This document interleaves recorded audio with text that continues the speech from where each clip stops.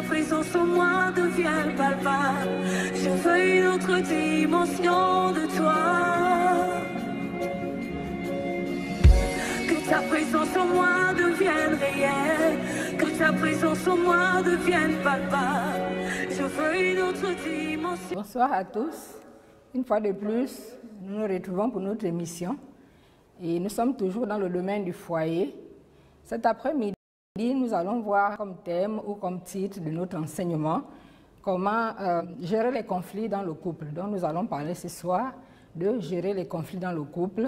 Et lorsqu'on parle de conflit ici, on voit un état d'opposition entre deux personnes. Et souvent, lorsqu'on parle de conflits, on peut parler de plusieurs types de conflits. Il y a des conflits sur le plan politique, sur le plan juridique, sur le plan territorial. Il y a des conflits de pouvoir, des conflits de position, conflits d'intérêt, conflits identitaires. Il y a tellement de conflits que nous pouvons citer ici. Mais ce soir, nous voulons nous intéresser à un type, donc les conflits dans le couple, les conflits dans le foyer.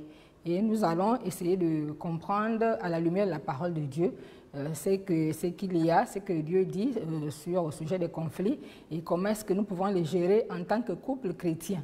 C'est vrai que nous nous adressons particulièrement aux couples chrétiens, mais ici aussi les couples non chrétiens peuvent trouver leur compte dans ce sens que si vous acceptez premièrement de devenir l'ami de Jésus-Christ, de mettre Jésus au centre, la parole de Dieu au centre, ce que nous disons ce soir peut également vous aider.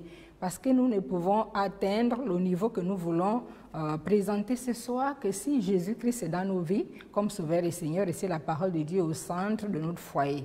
C'est pourquoi ce soir, nous voulons vous encourager, vous tous qui nous suivez, mais qui n'avez pas encore peut-être eu la grâce de vous tourner vers Jésus-Christ, de le faire. C'est la base à poser pour pouvoir bénéficier de ces grâces, de cet accompagnement de la part du Seigneur.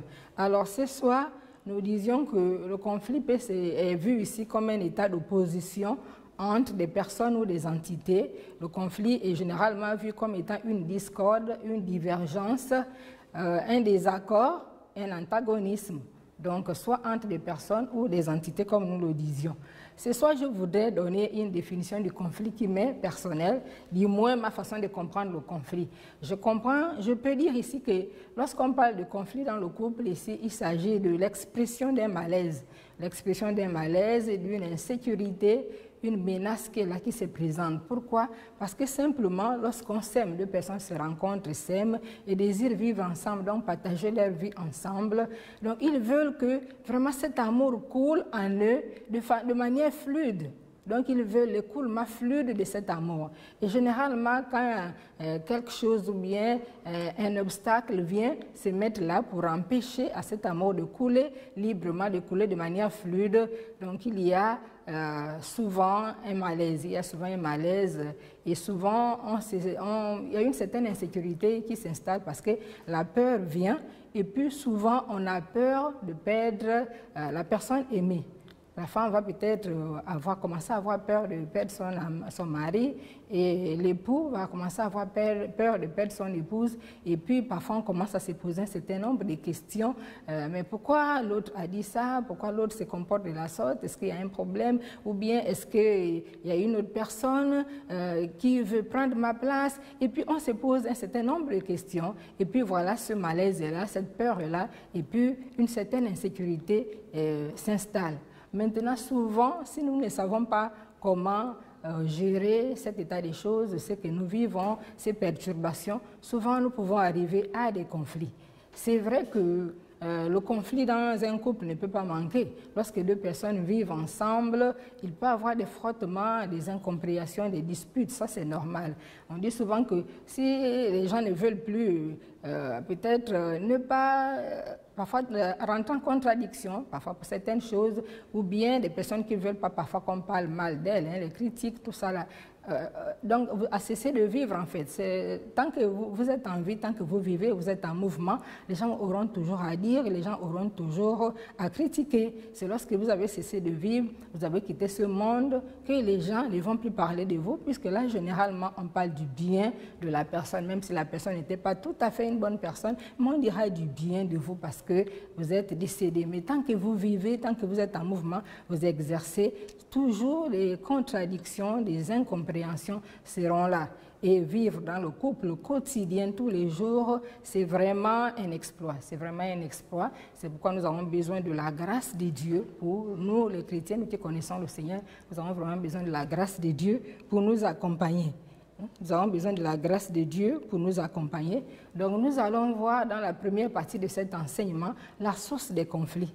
Souvent, lorsqu'on parle de conflits, donc cette menace ou bien cette mésentente, cette incompréhension qui s'installe entre le couple, et souvent, on parle de conflits. Maintenant, nous allons essayer de voir les sources des conflits. Qu'est-ce qui est à l'origine de ces conflits? Qu'est-ce qui suscite ces conflits? Alors, nous pouvons dire ici, là, la première source, comme je le disais déjà, c'est généralement la peur de perdre l'être aimé. On s'est dit, et la femme commence à se poser certaines questions. Pourquoi mon mari affiche un tel comportement? Pourquoi mon mari a dit ceci? Ou bien l'homme dit, pourquoi ma femme se comporte de telle manière? Ou bien pourquoi elle a sorti telle parole à mon endroit? Et puis, cette peur est là.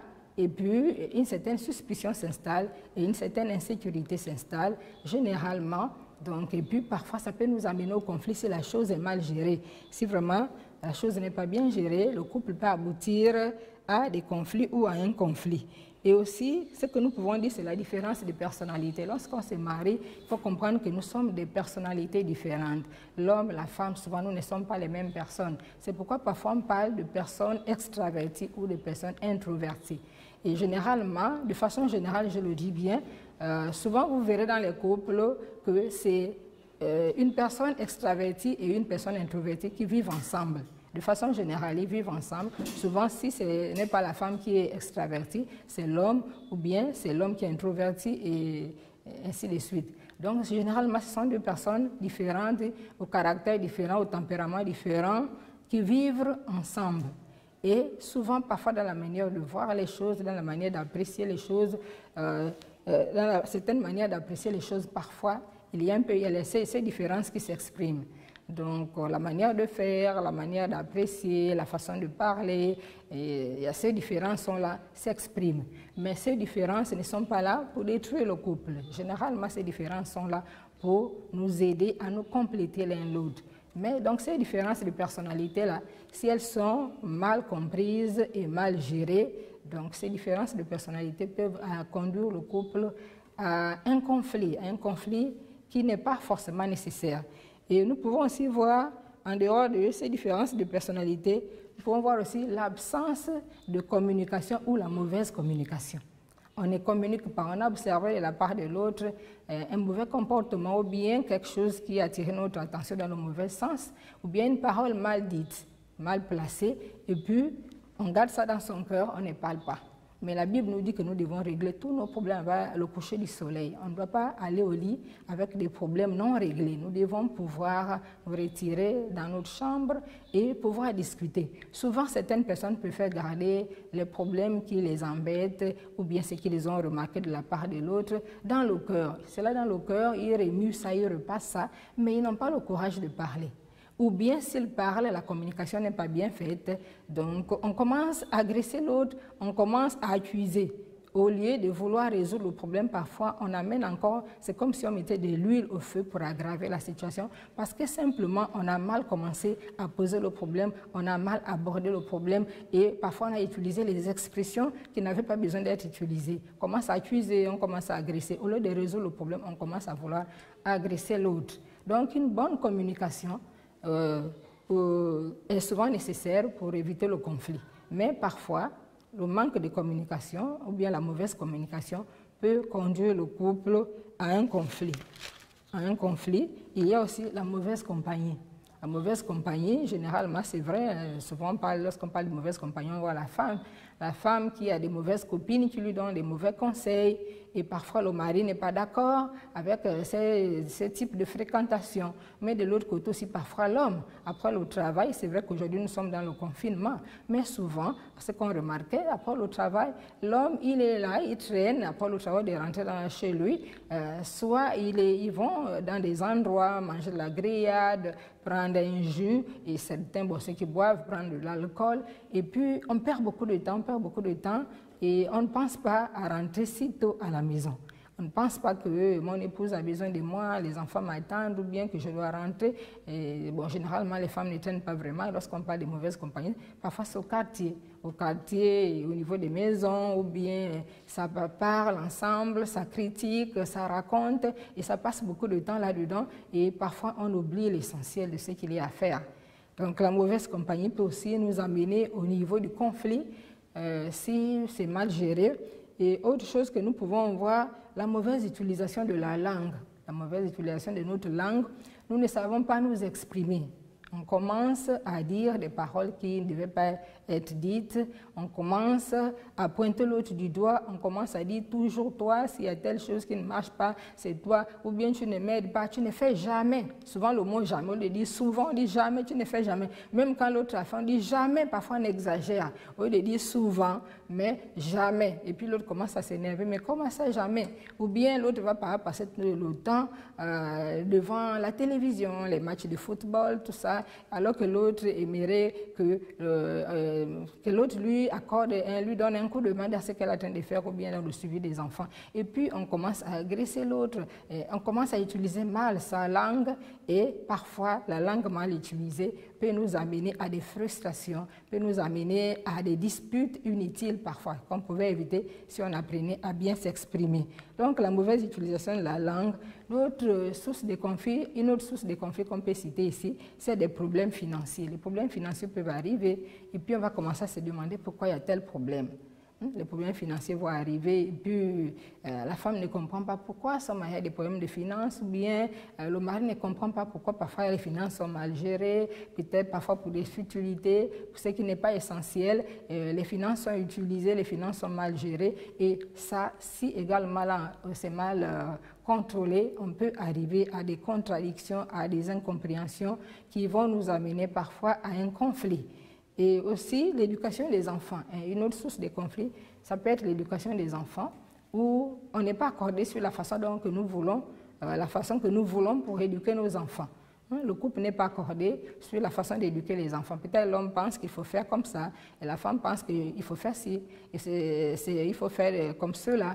Et parfois on n'est pas accordé, et puis voilà comment on rentre dans un climat de tension, dans un climat d'incompréhension, parce que simplement on ne veut pas s'accorder sur la manière de faire, ou bien si l'autre a dit comme ça aux enfants, l'autre voudrait contredire, et parfois devant les enfants, ce qui n'est pas bon, même si l'autre a mal fait ou mal dit devant les enfants, on ne doit pas répondre l'autre, on doit attendre le bon moment, mais parfois cette sagesse peut manquer au couple, et puis parfois on commence à se chamailler, à se disputer devant les enfants. Aussi, l'autre source de conflit peut être les parents qui s'immiscent dans les décisions du couple. Donc les parents qui s'immiscent, qui interviennent dans les décisions du couple, comme si c'était encore des enfants. Lorsqu'on prend l'engagement de se marier, on suppose que les gens sont assez matures, les gens sont responsables. Donc je pense que les parents n'ont pas le droit de venir s'immiscer, de venir intervenir dans ce qui doit se faire. C'est vrai que les conseils des parents sont importants. Les parents peuvent apporter des conseils sagement, sans pourtant imposer leur point de vue ou sans pourtant influencer dans le mauvais sens pour que le couple aille jusqu'au conflit, jusqu'aux disputes, jusqu'aux incompréhensions. Mais l'apport des parents, si vraiment c'est fait avec sagesse, peut beaucoup aider le couple. Parfois, on voit les parents qui viennent et puis qui veulent imposer soit par leur fille, soit par le garçon, et puis parfois, ça dérange le couple. Une autre source de conflit que nous pouvons voir, des carrières professionnelles. Ça peut être vos carrières professionnelles. Donc, le travail de l'autre lui prend tellement de temps qu'il n'a pas le temps pour l'autre. Le mari n'a pas assez de temps, il passe plus de temps sur son travail. Après le travail, il est encore sur son ordinateur, il est fixé sur son ordinateur.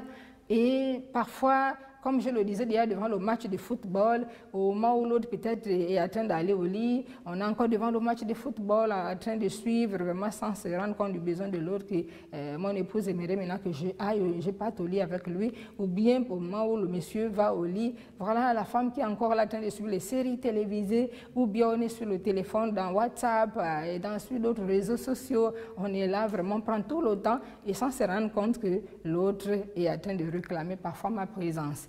Et toutes ces incompréhensions, parfois, ou bien la fatigue, on a tellement travaillé la journée lorsqu'on vient la nuit, on n'a pas vraiment assez de temps pour discuter avec l'autre, ou bien jouer avec les enfants.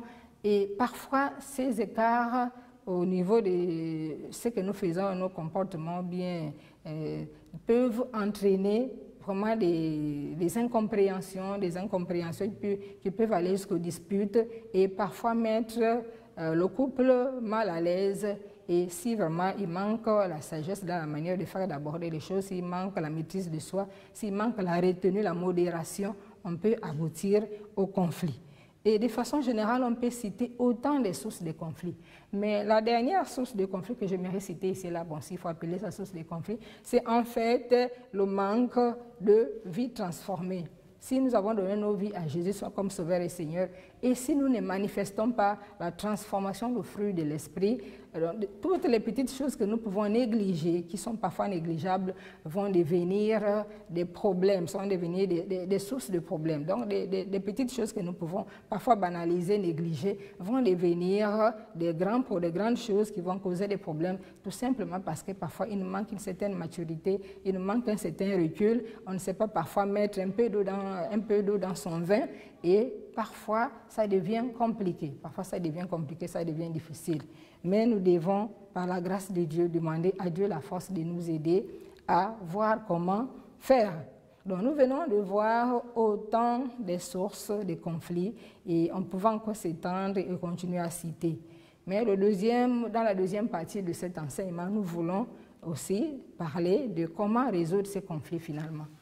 Nous parlons de gérer les conflits dans le couple et nous venons de citer les quelques sources de conflits parfois qu'on retrouve dans les couples. Et nous voulons voir dans la seconde partie alors comment résoudre ces conflits, comment résoudre les conflits dans le couple.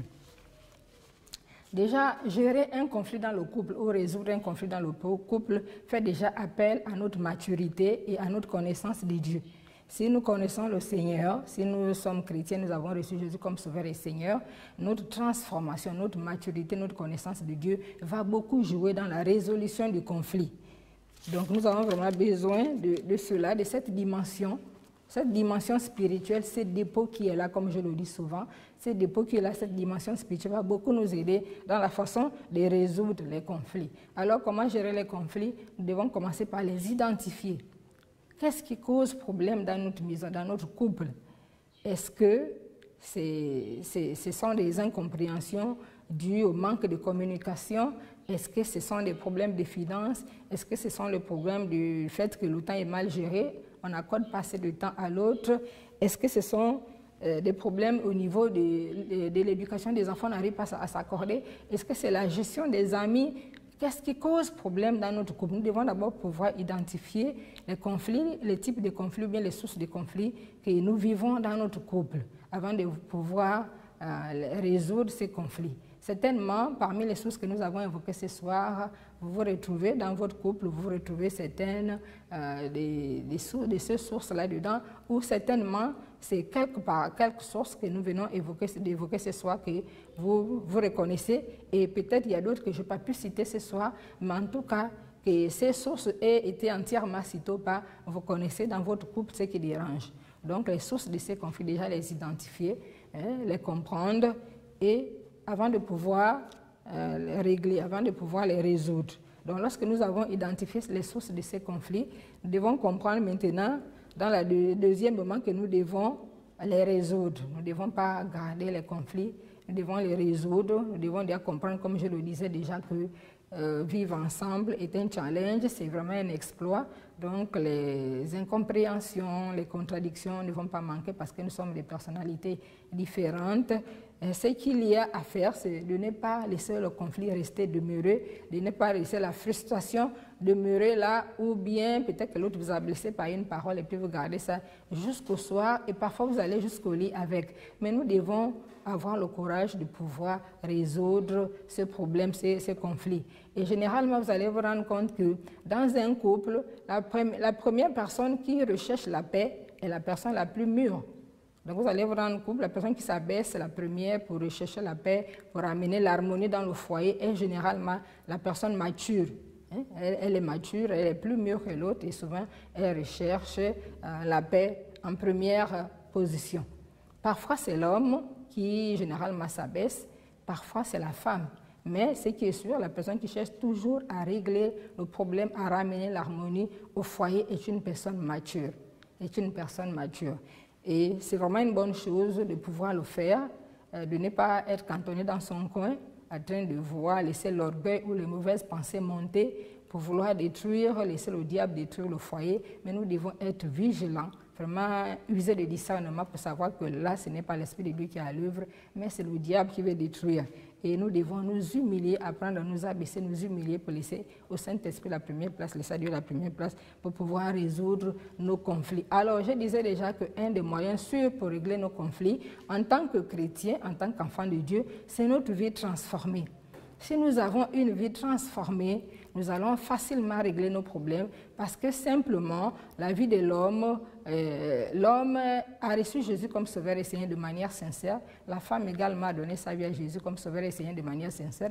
Et ils ont chacun une intimité véritable avec le Seigneur, des temps de prière véritables, des temps de méditation de la parole de Dieu, la soumission à la parole de Dieu. Ce qui fait que chaque jour, Dieu lave chacun des deux personnalités, des deux personnes. Donc Dieu lave la femme, Dieu lave l'homme, Dieu remplit la femme, Dieu remplit l'homme. Donc Dieu vraiment les façonne à son image. Et ce sont des personnes transformées, remplies de la présence de Dieu, remplies de l'Esprit de Dieu. Ce qui fait que quand les incompréhensions arrivent, quand les contradictions arrivent, ils vont d'abord s'humilier, chacun s'humilie devant son Seigneur.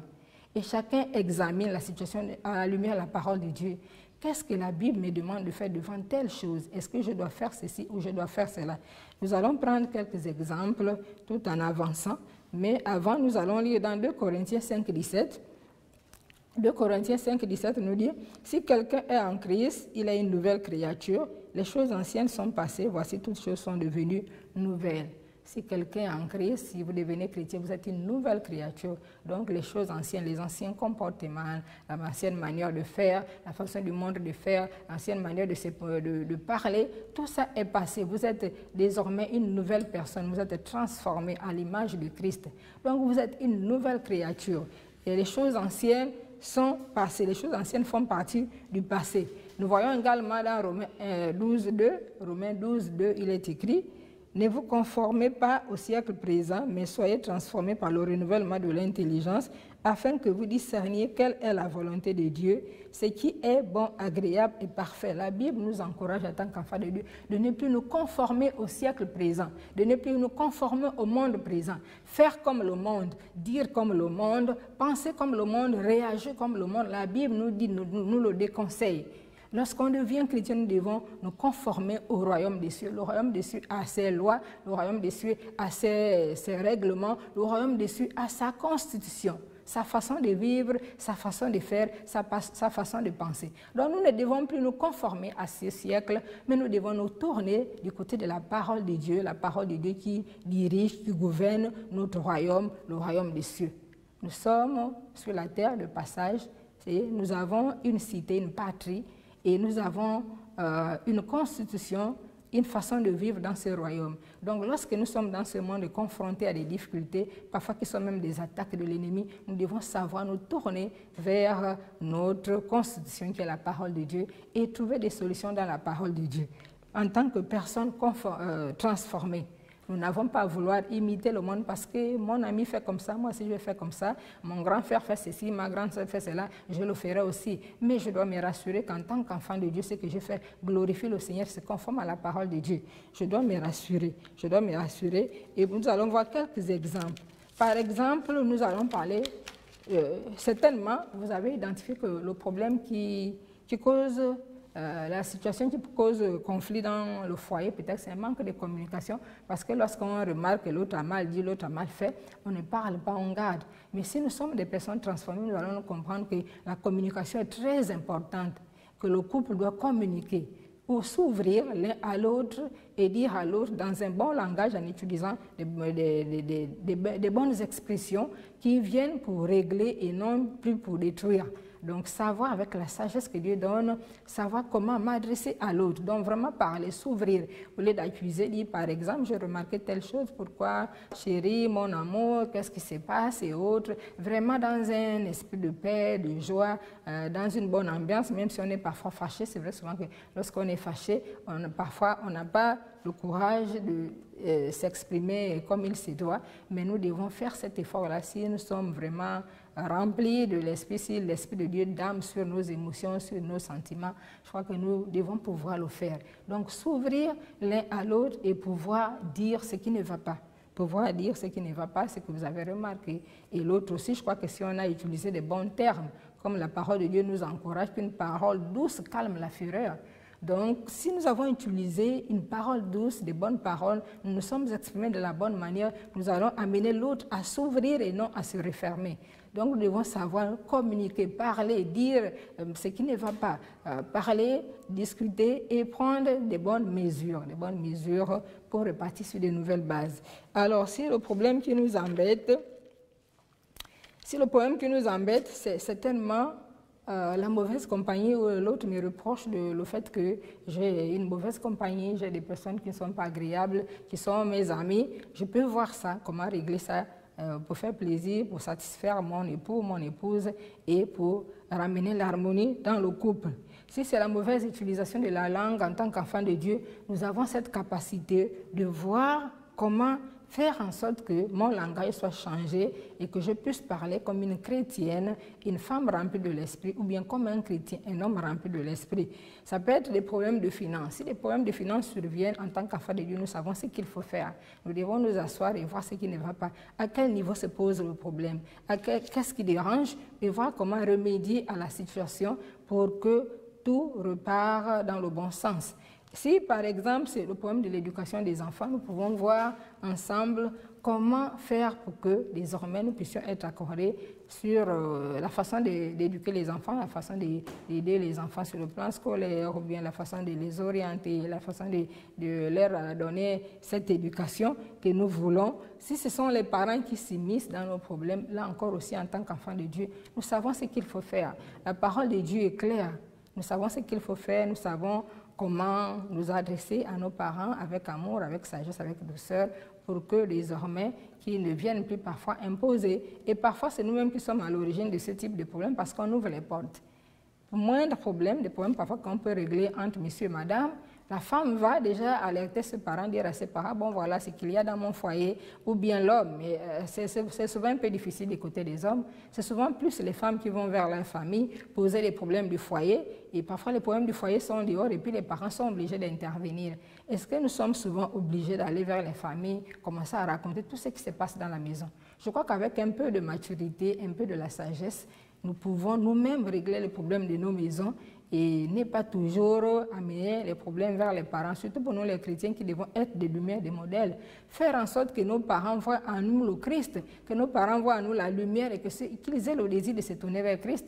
Mais si tout le temps nous allons vers nos parents, présentant encore les problèmes de nos maisons, quel exemple nous leur montrons? Ils ne vont pas avoir envie de se tourner vers Christ parce qu'ils vont se dire que mais nous qui sommes sans Dieu, parfois on gère même mieux nos foyers que ceux-là qui ont Jésus-Christ.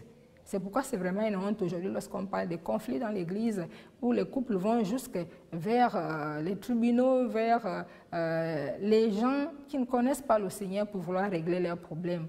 Tout simplement parfois par un manque un peu de sagesse ou bien parfois on s'est détaché de la présence de Dieu et puis voilà les conséquences c'est que la chair commence à prendre le dessus ou bien l'ennemi commence à profiter pour vouloir s'aimer le désordre. Donc nous avons vraiment la grâce de Dieu pour ceux-là qui sont véritablement convertis à Jésus. Nous avons la grâce que le Saint-Esprit là il habite en nous et il nous communique chaque jour la pensée de Dieu. Il nous conduit dans la parole de Dieu, il nous assiste lorsque nous prions, lorsque nous demandons de l'aide. Vraiment, le Seigneur nous accompagne, le Seigneur nous assiste. Il est vraiment important de cela. Et lorsque nous voyons tous ces problèmes qui se soulèvent parfois dans le couple, nous comprenons que ce n'est pas vraiment la volonté, ça ne vient pas de Dieu, parce que lorsque nous lisons Jacques 3, 13 à 16, il nous est dit « Lequel d'entre vous est sage et intelligent ? qu'il montre ses œuvres par une bonne conduite avec la douceur de la sagesse.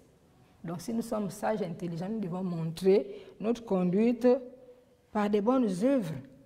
Donc nous devons montrer par des bonnes œuvres une bonne conduite avec la douceur de la sagesse. Et nous devons le faire. Et au verset 14, il est dit, « Mais si vous avez dans votre cœur un zèle amer et un esprit de dispute, ne vous glorifiez pas et ne mentez pas contre la vérité. » Donc nous devons faire tout pour ne pas avoir un zèle amer et un esprit de dispute, mais nous devons tout faire pour que le Christ soit glorifié par la transformation qui est nôtre. Verset 15, il est dit, « Cette sagesse n'est pas celle qui vient d'en haut, mais elle est terrestre, charnelle et diabolique, lorsqu'il y a des disputes. » Et au verset 16, on nous dit, « Car là où il y a un zèle amer et un esprit de dispute, il y a du désordre et toutes sortes de mauvaises actions. » Donc, lorsqu'il y a un zèle amer, un esprit de dispute, lorsque toutes ces choses sont là, ça sape une maison, ça sape un foyer et qu'on n'arrive pas à les résoudre, le Seigneur nous fait comprendre que c'est en fait un zèle amer et que ce n'est pas l'Esprit de Dieu qui occasionne toutes ces perturbations, qui occasionnent toutes ces incompréhensions. Souvent, c'est le fait que soit nous sommes détachés de Dieu et parfois le fait que nous nous sommes éloignés du Seigneur, notre chair commence à prendre le dessus et puis on commence à vouloir régler les problèmes par nous-mêmes, ou bien l'ennemi profite de ces ouvertures et puis il vient commencer à faire le désordre. Mais la Bible nous fait comprendre que lorsque nous remarquons toutes ces perturbations qui viennent nuire au couple, qui viennent toucher à l'harmonie du foyer, qui viennent toucher à la paix dans le couple, Dieu n'est pas là. Dieu n'est pas là. Donc la volonté de Dieu, c'est que le couple puisse vivre en paix. Et nous le voyons ici dans Matthieu 5, 9. Matthieu 5, 9, il est dit, « Heureux ceux qui procurent la paix, car ils seront appelés fils de Dieu. » Heureux ceux qui procurent la paix, car ils seront appelés fils de Dieu. Nous devons, en tant qu'enfants de Dieu, travailler pour la paix dans nos foyers, afin que nous soyons reconnus comme étant des enfants de Dieu. Nous devons travailler pour la paix, c'est cette paix qui va affecter les autres. Cette paix qui va affecter les autres. Et nous voyons aussi Jacques 3, 17 à 18, il nous a dit, « La sagesse d'en haut est premièrement pure, ensuite pacifique, modérée, conciliante, pleine de miséricorde et de bons fruits, exemple de duplicité et d'hypocrisie. » Au verset 18, il est dit, « Le fruit de la justice est sémé dans la paix par ceux qui recherchent la paix. » La sagesse d'en haut est pure, elle est conciliante, elle est pleine de miséricorde, elle est pacifique, elle est exempte de duplicité, donc de fausseté. Et que le fruit de la justice est sémé dans la paix par ceux qui recherchent la paix. Donc nous devons, en tant qu'enfants de Dieu, s'aimer la paix.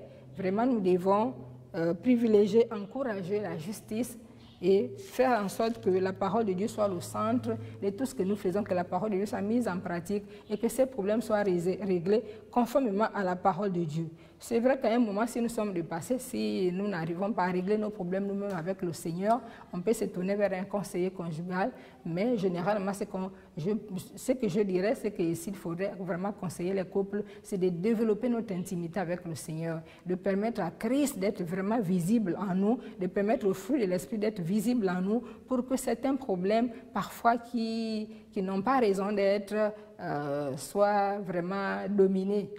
Donc vraiment que la présence de Dieu prenne le dessus.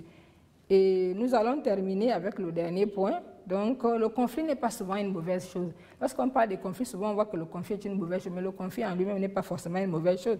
Le conflit peut avoir des avantages. Donc, nous allons voir comme dernière partie de ce message les bienfaits du conflit. Les bienfaits du conflit dans le couple. Quel avantage le conflit peut apporter dans le couple? Lorsque nous lisons 1 Pierre 1,7, il est dit « Afin que le preuve de votre foi, plus précieuse que de l'or périssable, qui cependant est éprouvé par le feu, ait pour résultat la louange, la gloire et l'honneur lorsque Jésus-Christ apparaîtra. » L'épreuve de notre foi. Donc notre foi est éprouvée.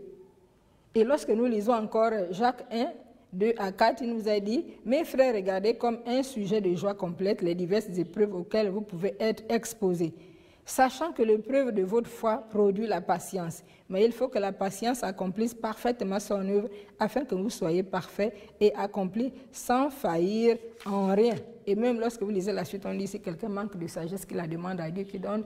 Donc, c'est pour nous dire que le conflit en lui n'est pas forcément une mauvaise chose. Le conflit est, de façon générale, un moyen que Dieu peut utiliser, comme on dit, une épreuve, un moyen que Dieu peut utiliser pour nous façonner, Vous allez vous rendre compte, comme je disais au départ, que souvent nous sommes des personnalités différentes.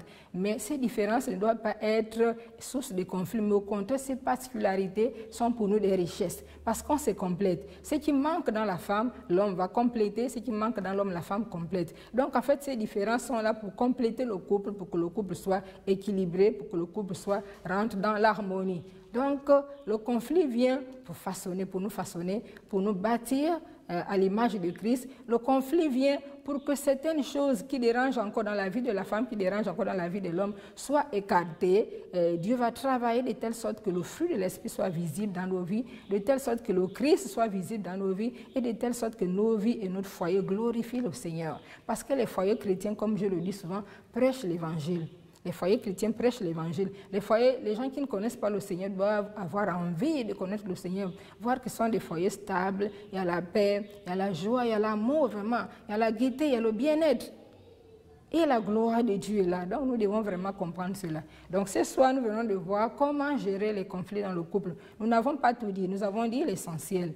Donc, mais vraiment, nous prions que le Seigneur, avec ce que nous avons reçu ce soir, que le Seigneur nous aide vraiment.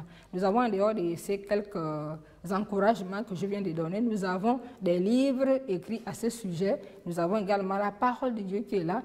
Et vraiment que le Seigneur nous aide. Donc, nous venons de voir comment gérer les conflits dans le couple. Nous avons pu dire l'essentiel et nous croyons que, par la grâce de Dieu, que l'Esprit de Dieu, le Saint-Esprit, prendra quelques vérités et aidera quelques couples qui sont disposés, qui sont ouverts à laisser le Seigneur travailler, qui sont disposés à faire comme Dieu le veut, à faire comme la parole de Dieu le veut, qui sont disposés à voir Jésus-Christ être glorifié dans leur couple, à ne pas vouloir faire les choses comme le monde, mais à laisser Dieu conduire le foyer, à laisser Dieu orienter lorsqu'il y a contradiction, à laisser Dieu ramener la paix, à laisser Dieu ramener l'harmonie dans le couple.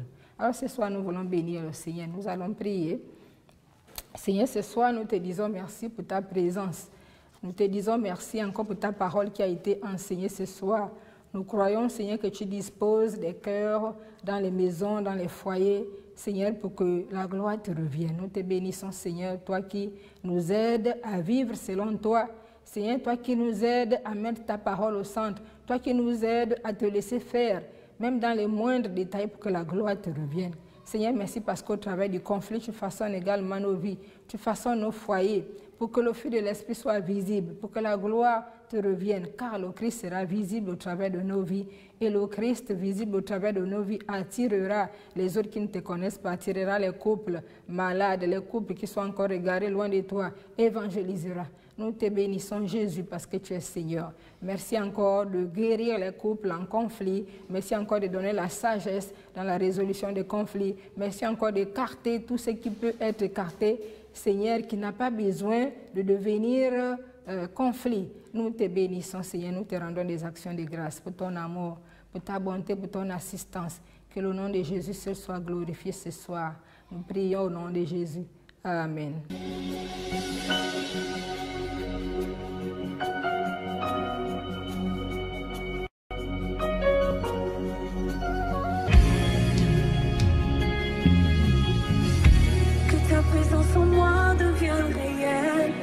Ta présence en moi devient palpable.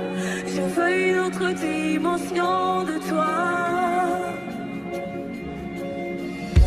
Que ta présence en moi devienne réelle. Que ta présence en moi devienne palpable. Je veux une autre dimension.